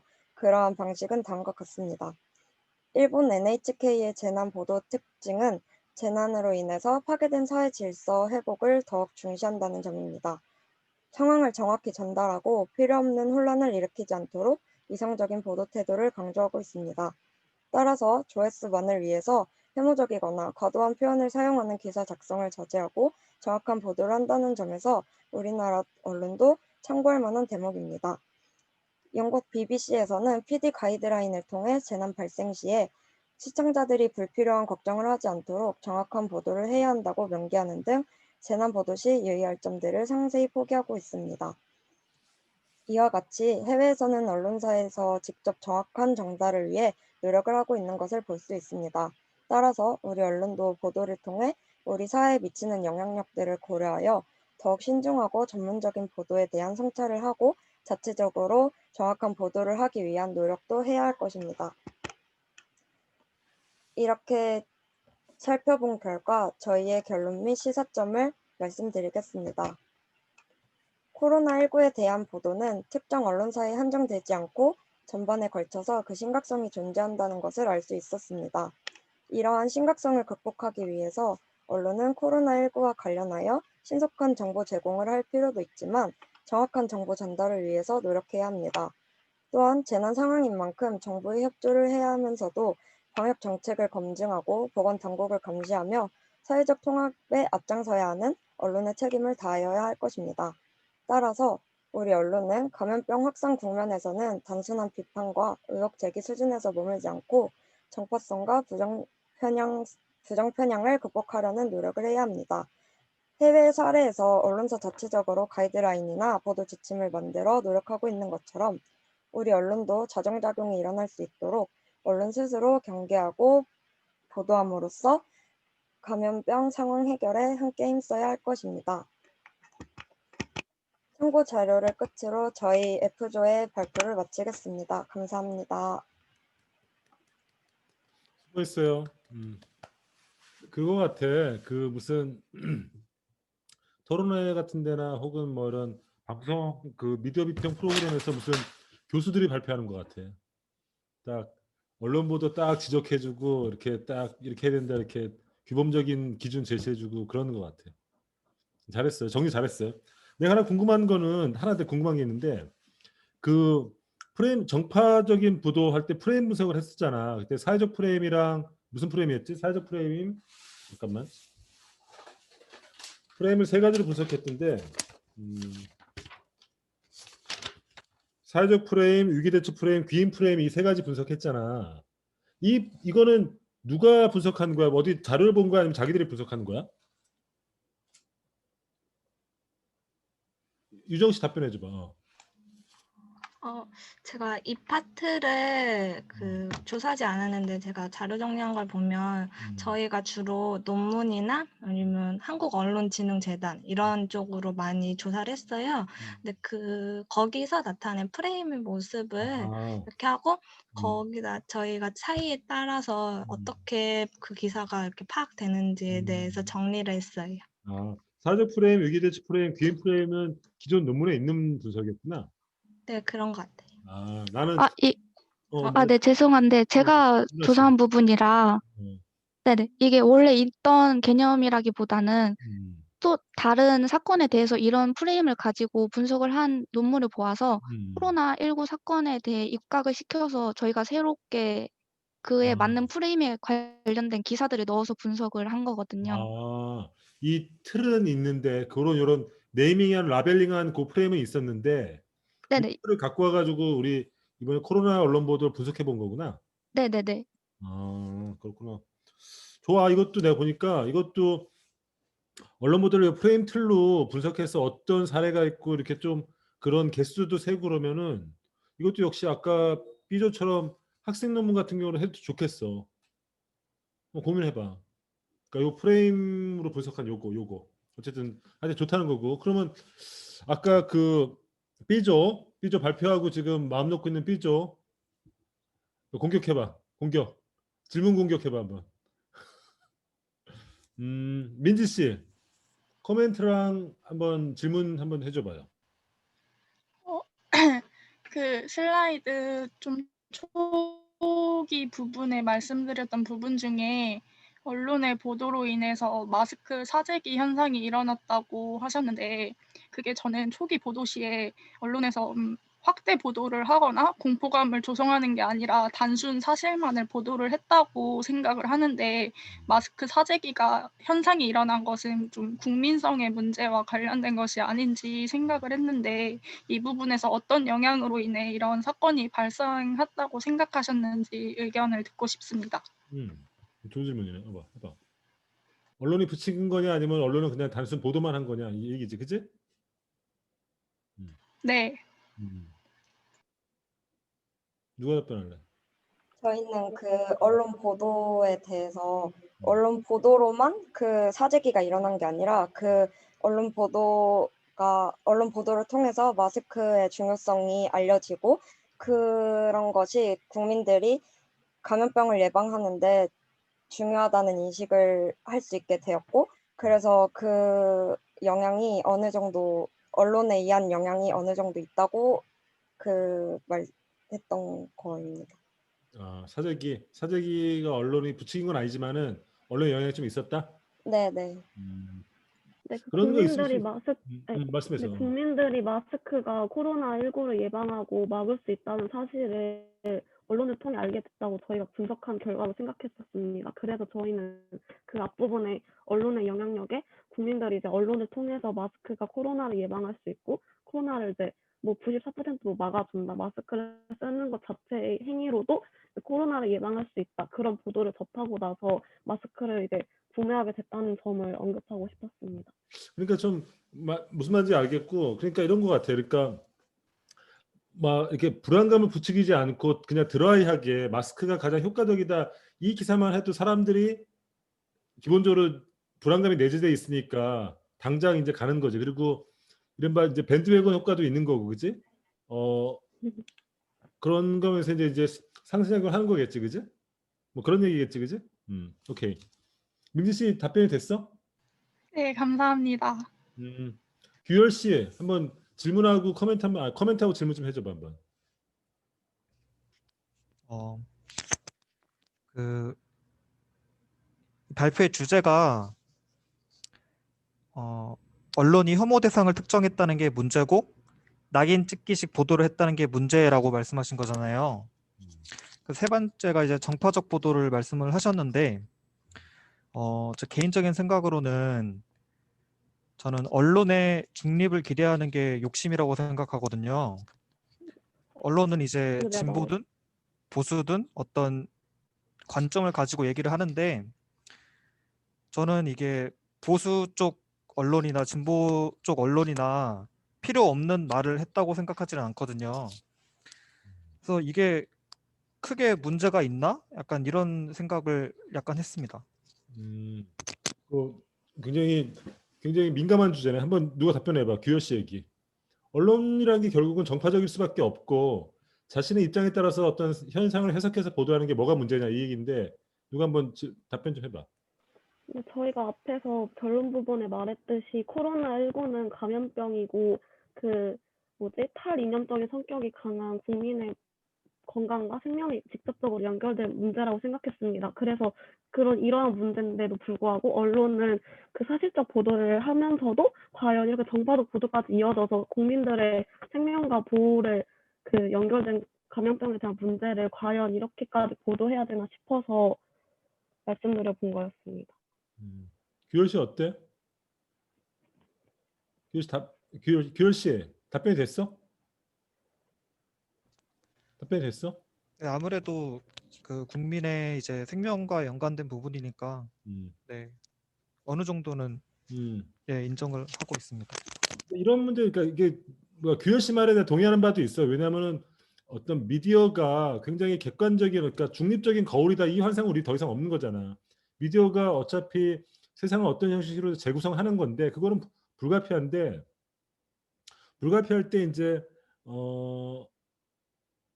뭐랄까 자신의 어떤 정치적인 어떤 이해라든지 혹은 이데올로기에 따라서 왜곡하는 문제 이런 거 이거 쉽지 않은 문제인 것 같아. 어쨌든 하여튼 쉽지 않은 문제인 것 같아. 쉽지 않은 문제인데 어쨌든 자신의 어떤 정치적인 이익을 위해서 국민 보건이라든지 건강 같은 비정치적인 쟁점을 이렇게 정치 쟁점을 하는 거 이런 건 좀 이제 위태로운 거지. 그지? 그지? 오케이. 뭐 복잡한 얘기니까 이 정도 넘어가지. 남주 씨, 승준 씨 두 사람 같이 해봐. 뭐 같이 물어봐봐. 한 프레임이 잡히니까 여기가 프레임이 하나에 잡혀 지금. 같이 한번 물어봐. 코멘트나 질문 한번 해봐. 일단 발표는 잘 들었고요. 저도 그 코로나 그 방역 제가 그 군대에 있을 때 코로나 방역을 그 직접 나가본 적이 있었는데 제대한 지 얼마 안 됐어 지금? 네네. 저 이번에 복학한 거여서. 그렇구나. 네. 근데 그때 어쨌든 저희가 그 방역을 실제 나갔을 때 기자들이 사진 찍고 저희가 그 방역복을 입고 직접 방역하는 모습을 기자들이 사진 찍고 취재하고 하는 일이 있었거든요. 근데 어디서 근무했어? 저는 이제 보건소로 보건소 어디야? 원래는 지역을 말해도 되나요? 대구구나. 아니요. 대구는 아니고 서울인데. 네. 오케이. 근데. 어쨌든 보건소에서 그 방역실로 파견돼서 제가 갔었었는데 그 기자분들이 취재를 할 때 좀 이제 그 방역하는 모습이나 이런 사진에 좀 치우쳐서 그 좀 이제 기사 포토라인에 이제 잘 나올 수 있게끔 좀 그쪽에 치우쳐서 이제 취재를 하는 경우가 좀 있었기 때문에 그래서 이번 발표 주제랑도 좀 연관이 되는 것 같다. 사실 기자들이 사실을 우선적으로 전달하려고 노력한다기보다는 좀 어떻게 하면 이제 화제성을 키울까 하는 쪽으로 취재를 한다 이런 생각을 느꼈었기 때문에 이번 발표에 대해서 제가 잘 들었고요. 그 질문은 그 아까 감염병 보도 준칙에 관해서 말씀해 주셨는데 제가 알기로는 이게 그 발표되기 전에 보도 준칙으로 할 건지 아니면은 뭐 가이드라인으로 할 건지에 대해서 논란이 좀 있었던 걸로 알고 있는데 이게 그 기자들이 준칙을 마련한 게 아니라 의료진들 전문가들이 준칙을 마련했다고 저는 알고 있어가지고 이거를 기자들에게 어느 정도까지 좀 강요할 수 있느냐, 만약에 이걸 강요하게 되면 그 좀 어떻게 보면 언론 통제에 가까울 수도 있지 않느냐 하는 문제가 있었다고 저는 생각하거든요. 근데 이런 부분에 대해서 어떻게 혹시 생각하시는지 좋은 의견을 질문. 듣고 싶습니다. 답변해봐 한번. 누가 한번 답변해봐. 그 의료분들만 참여하셨다고 하셨는데 저희가 알기로는 언론협회랑 다 통해서 이 준칙을 마련한 걸로 알고 있습니다. 현직 기자분뿐만 아니라 그 협회분들, 기자분들도 많이 참여하셨는데 이러한 논쟁 때문에 이런 준칙을 마련할 때 외부인 분들은 2명 정도로만 구성을 하고 나머지는 다 현직 한국기자협회, 방송기자협회 뭐 이런 협회에서 같이 만든 걸로 알고 있어서 그리고 네, 그래서 언론분들에게 이거를 어떻게 권유할지에 대해서는 좀 다른 문제인 것 같습니다. 의료진분들이 만든 가이드라인은 아닙니다. 오케이. 남주 씨 괜찮지? 시간이 없어서 된 걸로 내가 하고 연재 씨, 조연재 씨. 연재 씨. 네. 얼굴이 사라졌어. 연재 씨는 코멘트랑 질문 좀 해줘봐 한번. 저도 우선 되게 궁금했던 주제라 잘 들었고요. 저는 그냥 질문이라기보단 그냥 단순한 정보 자료에 대한 질문을 드릴까 하는데요. 아까 코로나19 언론 보도로 정보를 얻는 비율이 한국이 굉장히 높다고 보여주셨던 건데 혹시 그거 다시 볼 수 있을까요? 네, 잠시만요.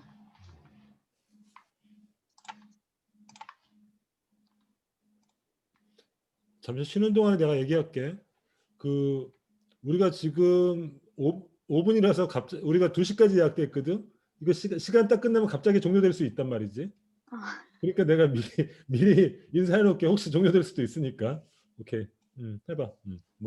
저는 이게 되게 궁금했던 게 이 자료를 통해서 발표자님들이 저희한테 얘기하고 싶은 게 언론의 영향력이 저희 나라만 이렇게 크다는 거를 얘기를 해주고 싶은 건지 아니면은 코로나에 대한 저희 나라의 관심도가 높다는 걸 얘기를 하고 싶은 건지 궁금했거든요.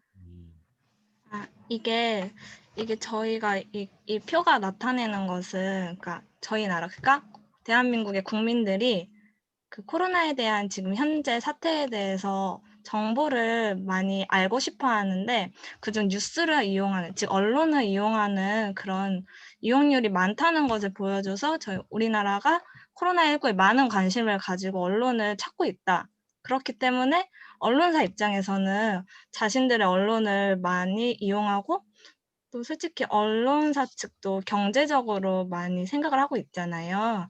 그래서 아까 그 언론 보도의 특징과 같이 경마식 보도처럼 계속 언론을 뭐 경쟁식으로 많이 내려고, 혹은 아까 그 말씀을 해주셨듯이 좀 자극적이게, 좀 요즘에서는 뭐 K 방역이라든가 막 이런 쪽으로 많이, 뭐 이렇게 말하자면 뭐 국뽕을 뭐 이렇게 느낄 수 있게 하는 그런 식의 보도도 많이 되고 있어요. 그런 것처럼 사람들이 이렇게 관심을 가질 만한 코로나19 주제를 이렇게 많이 다루고, 또 그 자극적인 주제와 또 코로나라는 그 재난 사태에 대한 사항에 대해 사람들의 궁금함과 또 그런 게 들어가서 대한민국의 국민들이 이런 많은 이용률을 보이고 있다고 이렇게 생각하시면 될 거예요.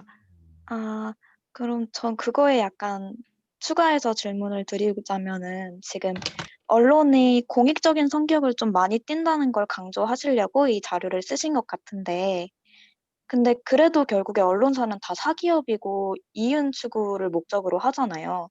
근데 공익적으로 많이 활용되고 있기 때문에 너네는 그런 식으로 가치를 우선시해야 돼라고 강요하는 게 옳을지, 네, 그게 가능한지에 대해서 여쭤보고 싶었습니다. 굉장히 그 민감한 문제네. 그러니까 어차피 사기업이고 이윤 추구하는 기업인데, 그러니까 그런 욕구 때문에 경마보도 한다고 보는 거지. 그렇게 많이 팔리니까, 그렇지.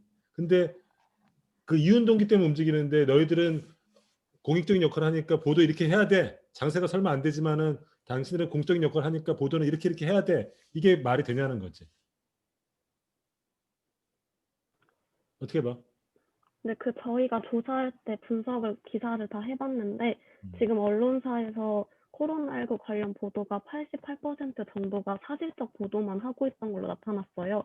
무슨 근데 보도? 과연 사실적 내용만 발표하는 보도. 그러니까 저희가 전에 말씀드렸을 때 그 정부 정책에 대한, 이거 왜 화면이 왜 이러죠?